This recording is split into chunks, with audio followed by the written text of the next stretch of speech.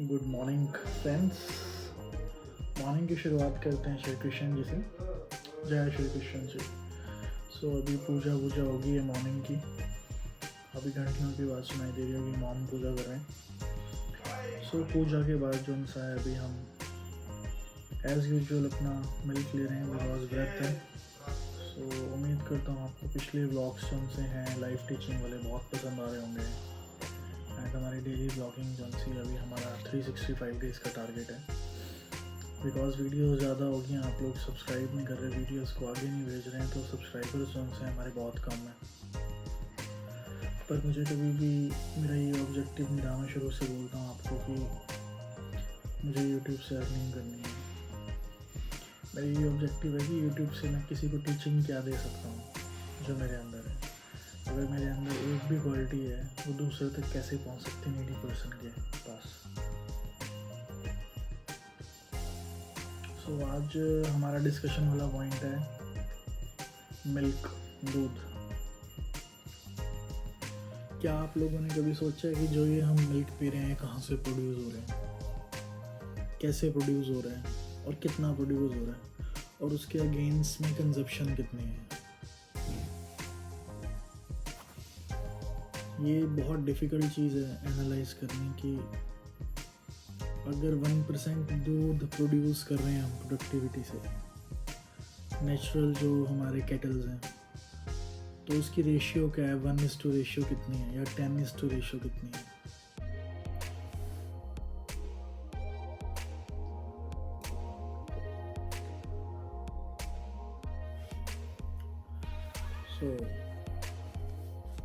सबसे पहले तो मैं आपको ये बता दूं कि जो कैटल फार्मिंग है वो सिर्फ 1% लोग कर रहे हैं और जो कंजप्शन है वो 99% लोग कर रहे हैं। अब एग्जांपल लेते हैं इसका कि खाने वाले बहुत लोग हैं, पीने वाले बहुत लोग हैं दूध, और दूध से बने बायो प्रोडक्ट्स उनसे हैं, पर उसको प्रोड्यूस करने वाले बहुत कम लोग हैं। तो ज़रूरी नहीं है कि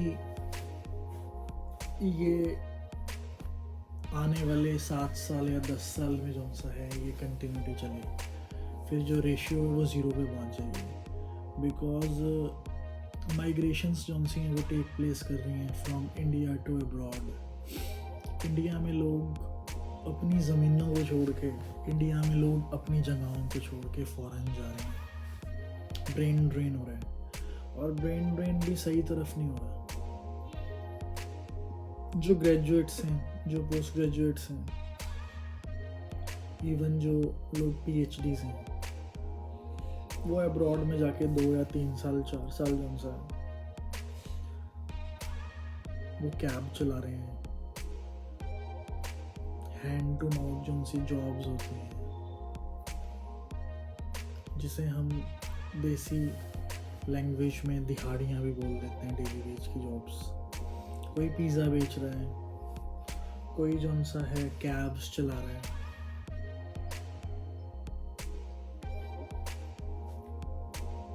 कोई शिफ्टिंग कर रहा है स्टोर्स पे।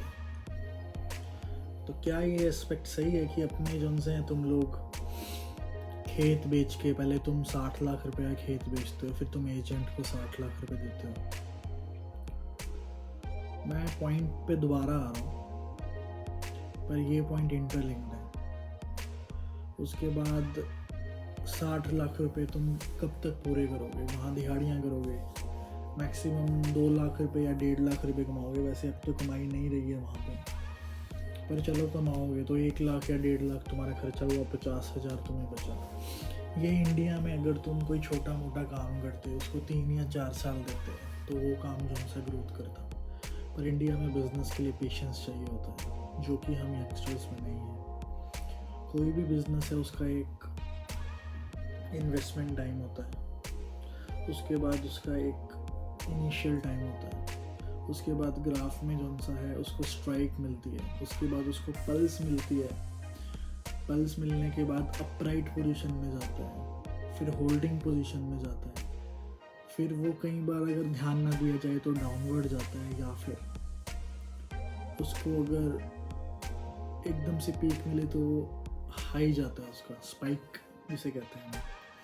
तो ये कुछ टर्मिनोलॉजी है, इंजीनियरिंग है उसकी।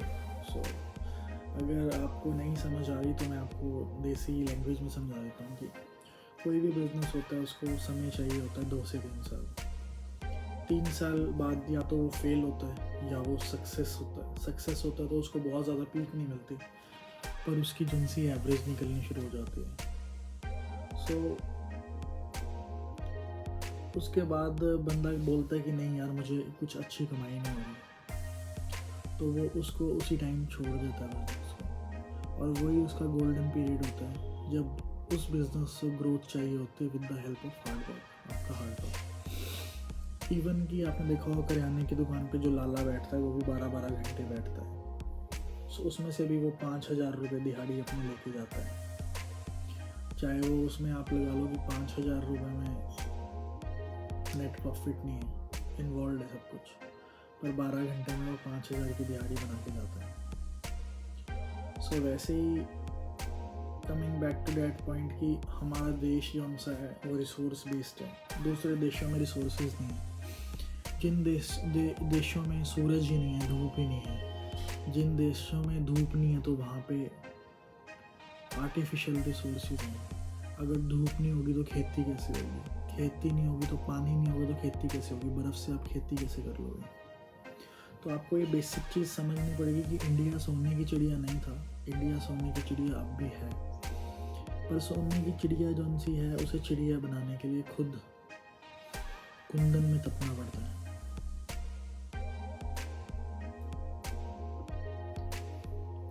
कोई भी जवारी सोना बनाने से पहले उसको भट्टी में सोने को पहले मेल्ट करता है। कितनी डिग्रीज पे उसको मेल्ट होना पड़ता है, मतलब तपिश झेलनी पड़ती है। और कोई भी काम जो उनसे विदाउट तपिश झेले नहीं होता। हार्डवर्क जब तुम लोग 3 या 4 साल करके बाहर हार्डवर्क कर रहे हो, उसके बाद तुम एक लीज पे या अपना इंस्टॉलमेंट्स पे एक घर ले रहे हो, उसके बाद वो इंस्टॉलमेंट्स देने के लिए तुम्हारे पूरे परिवार को 12-12 घंटे 18-18 घंटे की 3 शिफ्टें करनी पड़ती हैं। फिर एक गाड़ी लेते हो तुम, उसके बाद उसकी EMIs देने के लिए भी तुम्हें 3-3 शिफ्टें करनी पड़ती हैं। फिर तुम्हारा और ख़र्चा होता है, फिर तुम्हारी फैमिली बड़ी होती है, फिर तुम सोचते हो बड़ा घर ले लो, फिर पुराने वाले घर को सेल करके बड़ा घर लेते हो। बड़ा घर लेने के बाद भी तुम्हें आत्मसुकून नहीं है, तुम सोचते हो कि एक दिन मैं इंडिया जाऊँगा, पर इंडिया कब जाओगे?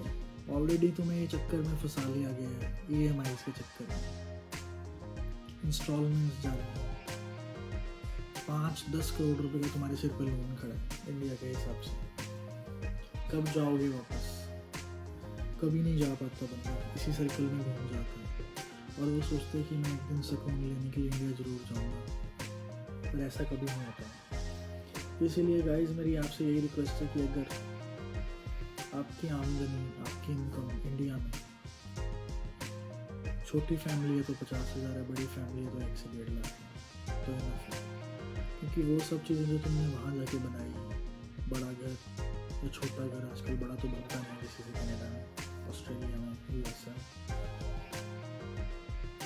घर गाड़ी तुम्हारे पास ऑलरेडी यहाँ था पर तुम्हें उसकी वैल्यू नहीं थी।